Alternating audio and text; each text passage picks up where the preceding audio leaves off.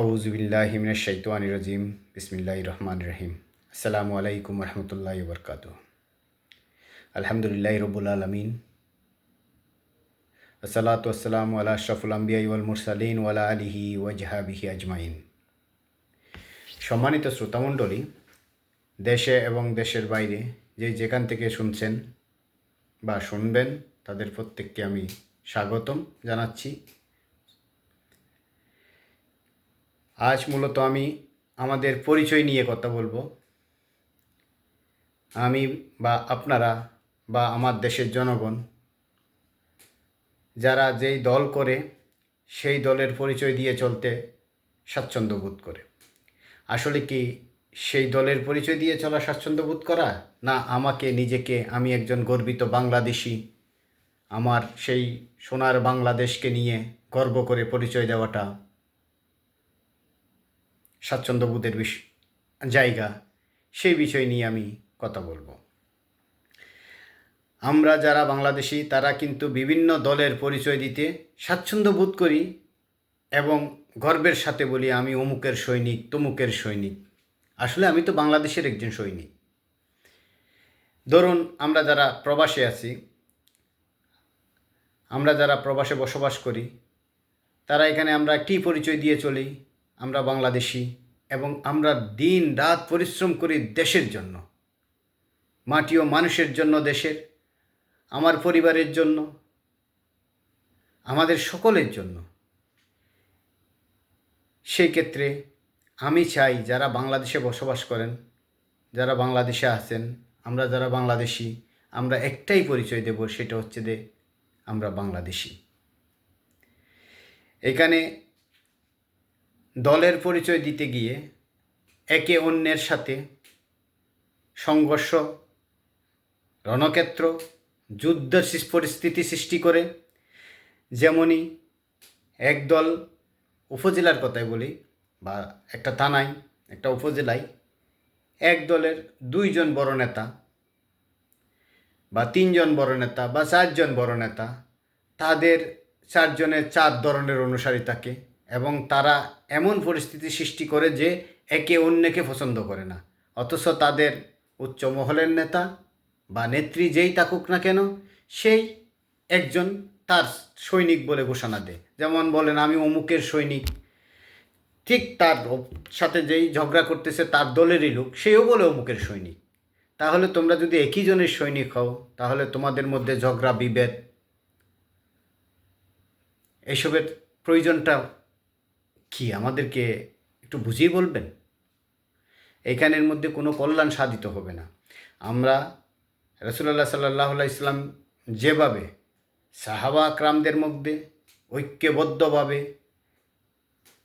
যাকেই নেতা বানিয়ে দিয়েছেন রাসূলুল্লাহ সাল্লাল্লাহু আলাইহি ইসলাম, যে কোনো যুদ্ধের ক্ষেত্রে, যে কোনো পরিস্থিতিতে, যেখানকার গভর্নর হোক, তার সকলে তার অনুগত্য করেছেন। ঠিক আপনারাও ওভাবে অনুগত্য করুন, দেখবেন বাংলাদেশ পৃথিবীর বুকে একটি অনুকরণীয়, একটি শক্তিশালী রাষ্ট্র হিসাবে আত্মপ্রকাশ করবে। অন্যথায় আমরা বিভাজনের রাজনীতি, একে অন্যের সাথে বিরোধিতা, একে অন্যের সাথে ঝগড়া বিভেদ, একে অন্যের উপর কাদা ছোড়াছুড়ি যদি করি, তাহলে আমরা যেই বিগত 53 বছর ধরে যেভাবে দেশটাকে ধ্বংসের দিকে নিয়ে গেছে, ঠিক ভবিষ্যতে, অদূর ভবিষ্যতে সেই ধ্বংসের দিকে এগিয়ে যাবে। এখন 5ই আগস্টের পর আমরা একটা নতুন রাষ্ট্রের সূচনা করার সুযোগ পেয়েছি। এটাকে আমরা কাজে লাগাই, এটাকে কাজে লাগিয়ে বাংলাদেশকে বিভাজন থেকে, বিভাজনের রাজনীতি থেকে আমরা বেরিয়ে আসি। আমরা সবাই বাংলাদেশি, আমাদের একটাই পরিচয়, আমরা বাংলাদেশি, আমরা বাংলাদেশকে ভালোবাসি। আমরা যদি বাংলাদেশের জন্য কিছু করতে চাই, তাহলে আমাদেরকে ঐক্যবদ্ধ হওয়া ছাড়া কিছু করা আমাদের পক্ষে সম্ভব নয়।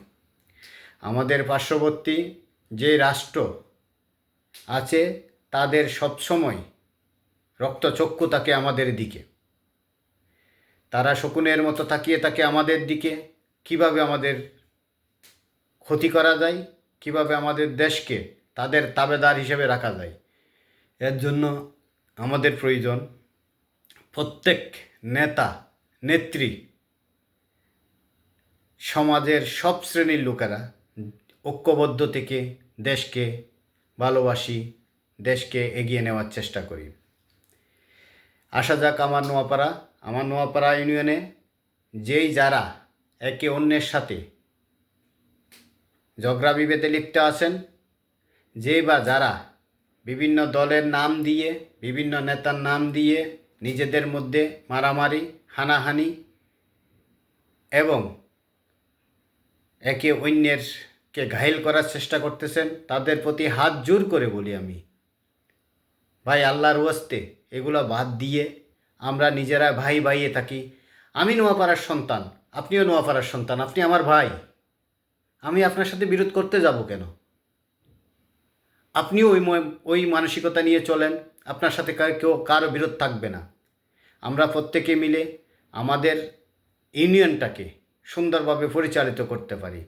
আমরা দল, মত, জাতি, বর্ণ, গোত্র ভেদাভেদ থাকার প্রয়োজন নেই আমাদের মধ্যে। যেই আমার পার্শ্ববর্তী হিন্দু ভাই আছে সেও তো আমার ভাই, যে বুদ্ধিস্ট ভাই আছে সেও আমার ভাই, যে খ্রিস্টান আছে সেও আমার ভাই, আপনি মুসলিম আপনিও আমার ভাই। আমরা সকলে মিলে আমাদের ইউনিয়নকে, আমাদের গ্রামকে, আমাদের মহল্লাকে, আমাদের পাড়াকে, আমাদের সমাজকে আমরা সুন্দর একটা সুশৃঙ্খল সমাজ, রাষ্ট্র, দেশ, গ্রাম, মহল্লা হিসাবে আমরা একটা উদাহরণ সৃষ্টি করতে পারি।